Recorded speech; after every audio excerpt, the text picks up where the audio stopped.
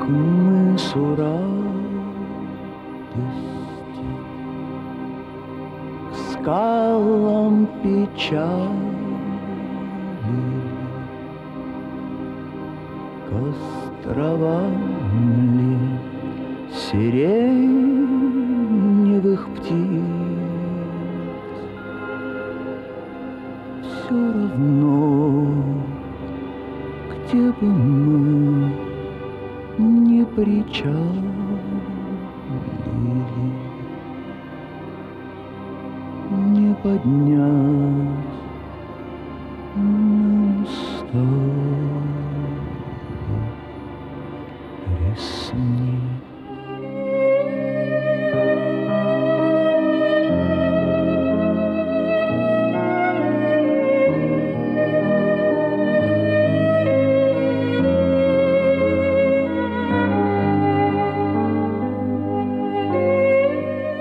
Осенью 2000 года в столичном Дворце искусств открылась персональная выставка произведений заслуженного деятеля искусств Республики Беларусь Ивана Петровича Рея. Она была посвящена 70-летию со дня его рождения и 40-летию творческой деятельности. На открытии было море людей, море цветов, были сказаны самые лучшие пожелания в адрес юбиляра. Критики очень доброжелательно отнеслись к этому событию, и рецензии были более чем положительными. Хотя они были разными, были и такие. Один из критиков писал о том, что среди 100 работ, представленных в экспозиции, только 7 привлекают более-менее его внимание. Он писал о том, что композиционно и живописно многие работы несовершенны, они прямолинейно-плакатны, и тем не менее эти огромные полотна обладают очень сильной духовной энергетикой. Обратите внимание на эту фразу. Он писал о том, что лицом выставки является работа «Светлячок», портрет медсестры. Он писал о том, что работа «Волки» заставляет завороженных зрителей задумываться о том, что есть выражение зла в этом мире. И только ради этих двух работ уже можно посетить выставку. Он считает, что он прав, и это его право.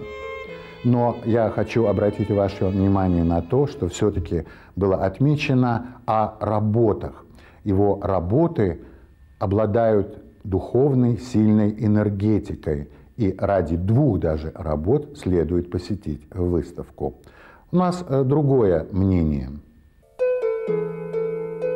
Мы очень осторожно и бережно хотим прикоснуться к судьбе человека, художника, к его мыслям и чувствам, к судьбе художника, которого помнили и помнят, знали и знают.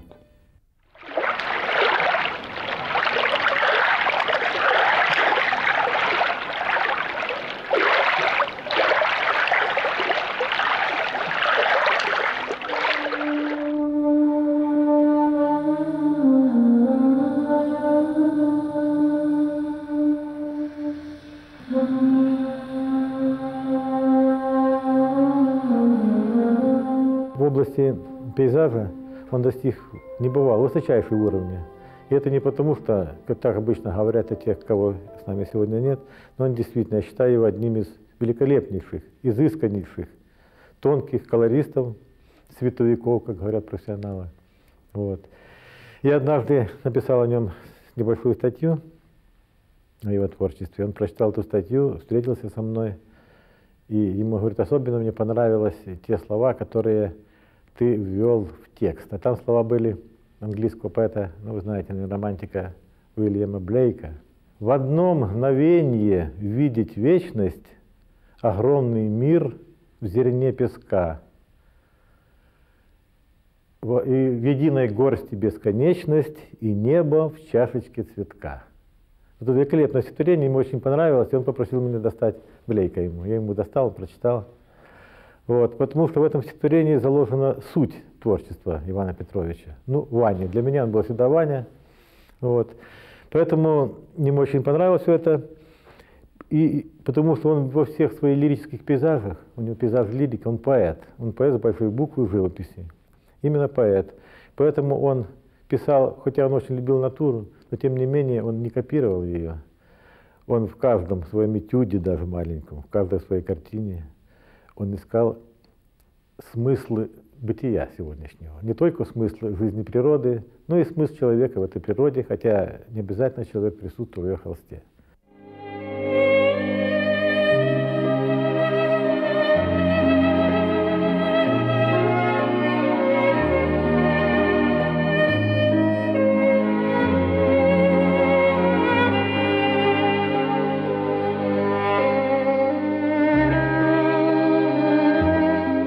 Мама вернулась из лагерей в 1953 году. В 1949 году ее и отца осудили как врагов народа и выслали в Казахстан. Отец так и не дождался освобождения, умер в Казахстане. Иван прибежал на вокзал, чтобы встретить мать. Вышла из вагона в тоненьком платьице с чайником в руке. Все, что было, все, что осталось. Хотел подбежать, обнять, заплакать от радости, не смог, окаменел. Ему было 12 лет, это было во время войны. Мадьяры допрашивали его, стоявшие в селе карабин у виска. «Это забудешь?» Его родная сестра погибла совершенно случайно под бомбами нашего же самолета. «Это забудешь?»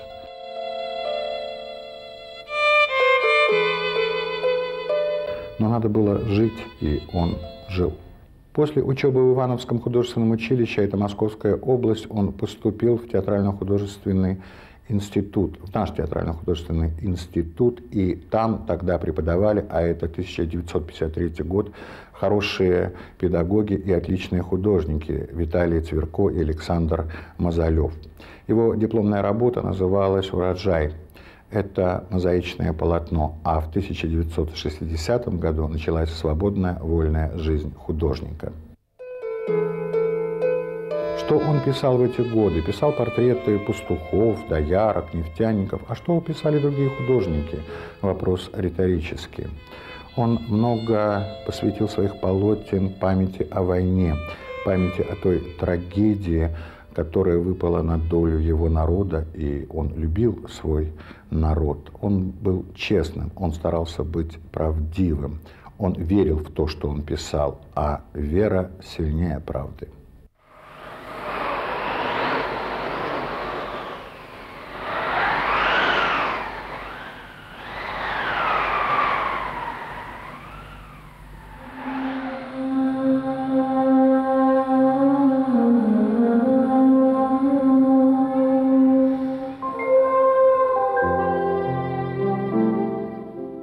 Очень любил, да все поры года, и он любил и на рассвете писать, он любил и малиновый звон, как говорится, он так любил, он говорил, да как понять, это такой каскад красоты, такой силы, такой энергии, такая красота, что она не дает никогда покоя. Я хочу это сказать, поделиться со всеми, и удавалось ему. И это целая тема у него была, кстати. И вот он долго, он работал, знаете, отдавая, не жалея себя.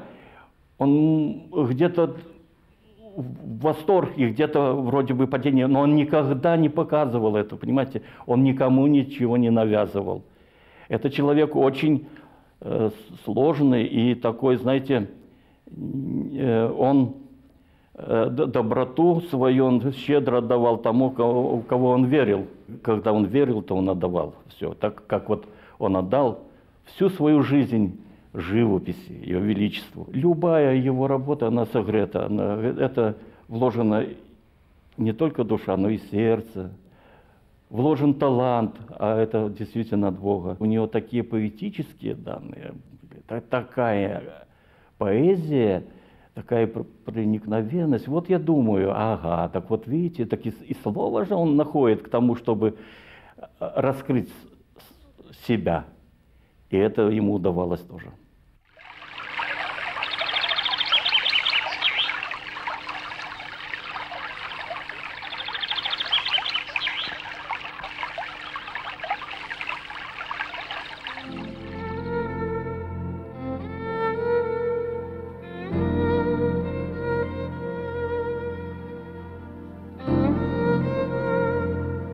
Можно много говорить о том, что он сделал и как, и чего он не сделал, и что сделал он не так. Но дело в том, что он сам знал, что делать и как, и главное, почему.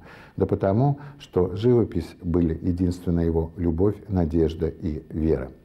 Он писал пейзажи и натюрморты, многофигурные картины и портреты. Портреты тех людей, которые являются нашей гордостью и уже принадлежат вечности, и тех людей, которым жить на этой земле и любить ее. И надо иметь холодное сердце и холодный рассудок, чтобы не увидеть эту любовь на его полотнах. И все, что он хотел рассказать нам, он стремился это делать честно и правдиво. А как известно, правдивость и честность в искусстве рядом трудно уживаются, они плохо сочетаются. Он умел это делать.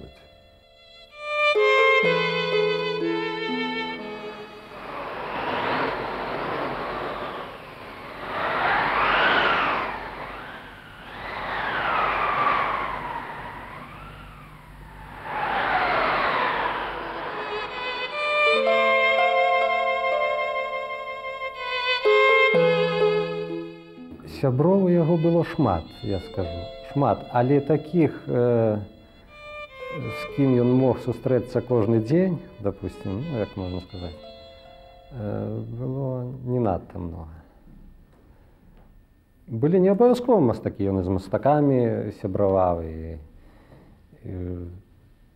в адносінах добрых быў, і не абавязкова з мастакамі, проста людзі, которые добра адносіліся да яго. І час свой вельмі аберагаў. Все-таки, вот як за апошнія гады, быў цалкам аддадзены толькі мастацтву. Кажа, гады ідуць, шмат пройдзена, ўжо немало пражыта, а зрабіць хочацца яшчэ ой як многа. І вот асабліва перад этой апошняй выставай яго юбілейнай да 70-годдзя ён рабіў.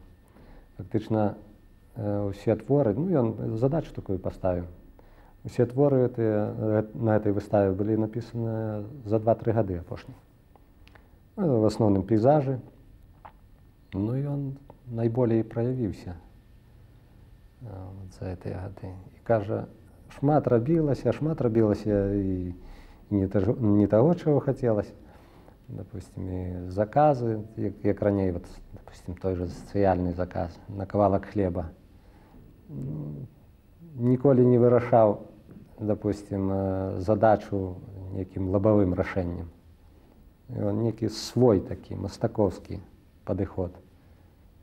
Тое ж і военная тэма, допустим, ніколі там не напісаў твор, там нехта на амбразуру кідаецца, ці яшчэ там што. У яго сваё асэнсаванне этой тэмы было. І хто б не глядзеў вот эти творы, это пераконвае. Ну, найболей то ён любіў, вядома ж, прыроду беларускую. Уклаў душу. Любіў цікавых людзей.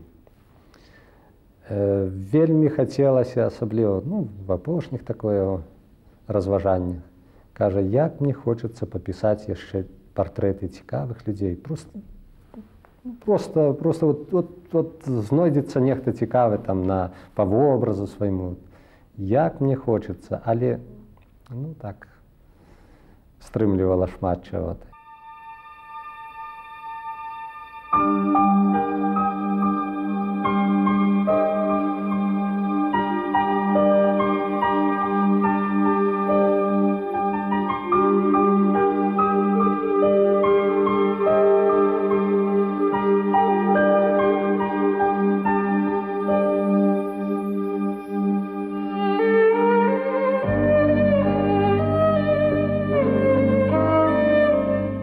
Каким он был человеком, внешне он казался выше своего роста, был широкоплечим, статным, лицо открытое, красивое, то, что называется порода.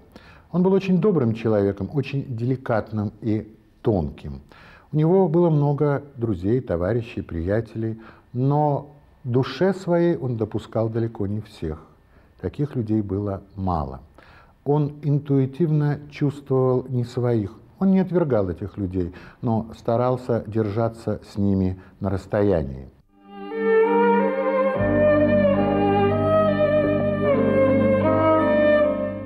Как он жил? Ну, наверное, так, как и все в его возрасте. Пенсия заслуженного деятеля искусств 125 тысяч. Большая часть ее уходила на содержание мастерской, покупку красок и холстов. Но на остальные жил. Судите сами.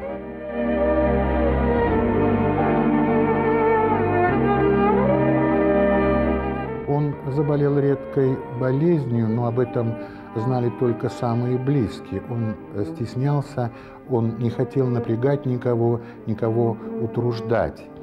Когда ему было плохо, он молчал об этом. И только самые близкие друзья знали, как ему было плохо. Работал он до последнего, пока мог стоять у мольберта.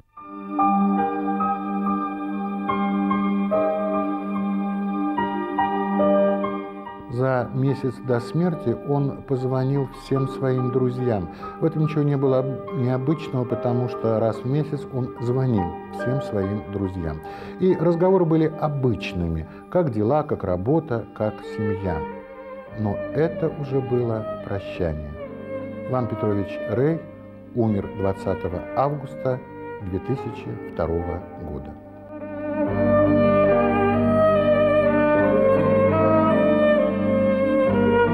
Для мяне ён стаіць побач з бялвынецкім бярулей і з іншымі выбітнымі мастакамі такога кшталту.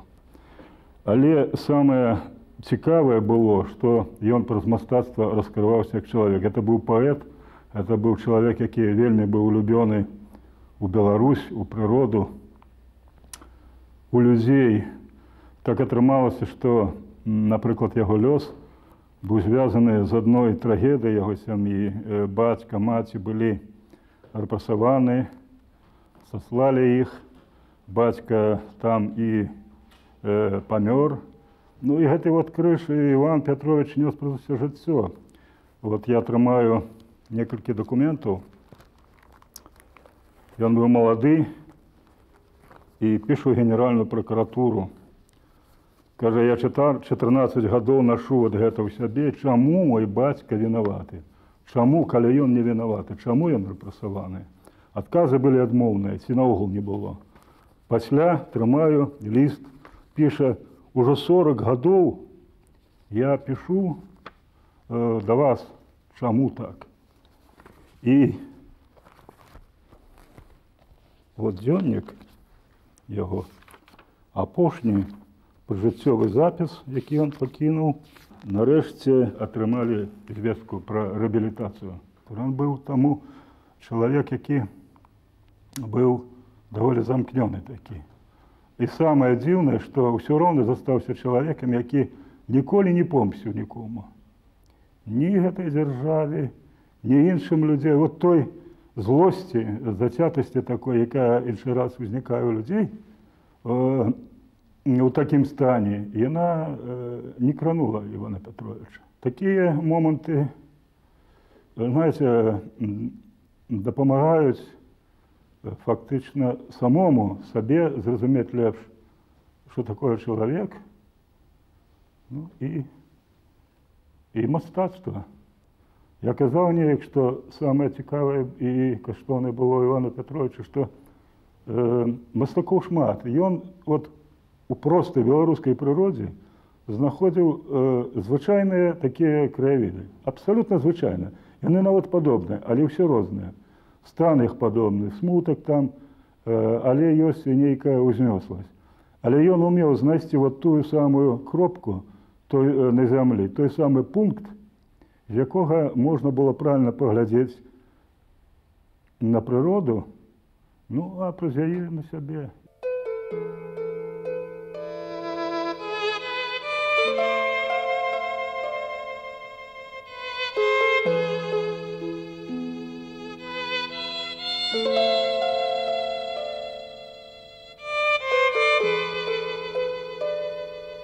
Больше всего он любил писать пейзажи, портреты, лики своей земли. Как он это делал, ну, рассказать это невозможно, да и не стоит, надо просто это видеть и это почувствовать. Одна из посетительниц его выставок сказала так: «Так хочется войти в эти пейзажи, в эти рощи и цветущие сады, почувствовать аромат трав, цветов, этот воздух. Так хочется». И действительно, так хочется.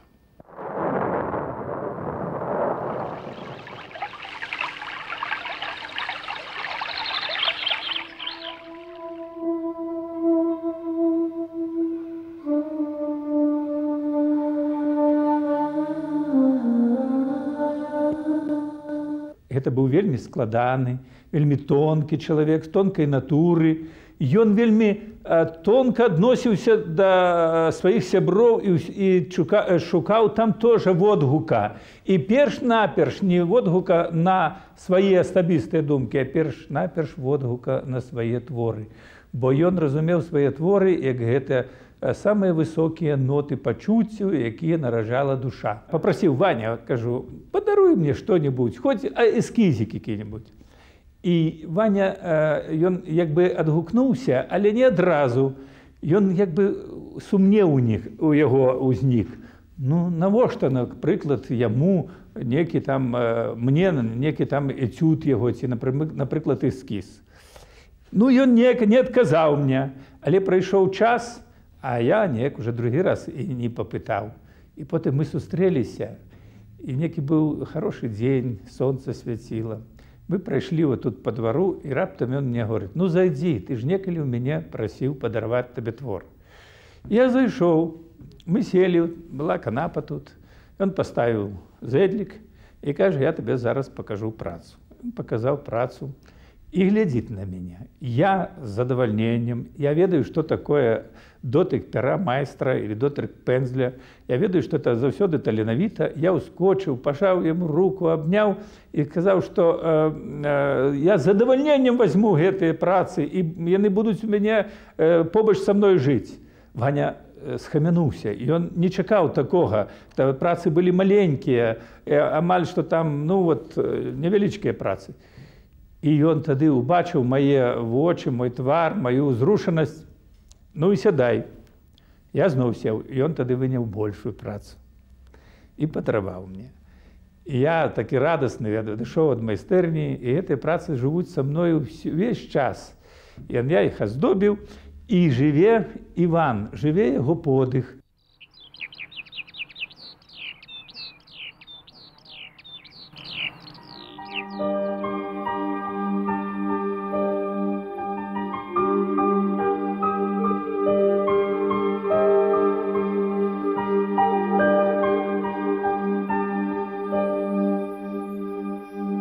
На его полотнах цветут розовые сады, опадает золотая листва, и трава покрывается бисером росы, звенит малиновый звон. На его полотнах так много света, так много воздуха, на его полотнах так много тепла, поют птицы, и так сильно пахнут травы и цветы. И так хочется заблудиться в этих садах, среди цветущей кипени яблоневых деревьев. Так хочется услышать аромат трав, услышать пенье птиц, упасть на эту траву, на золото листвы и забыться.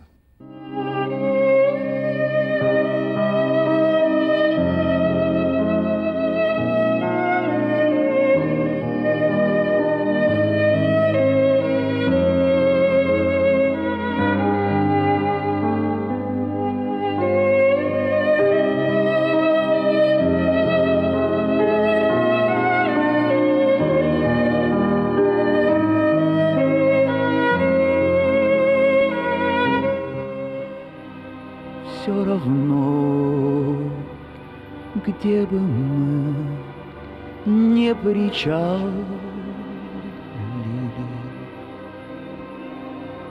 к островам ли сиреневых птиц,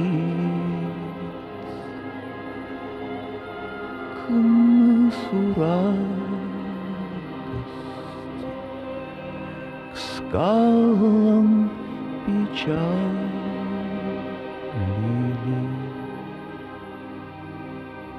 Не поднять нам устали.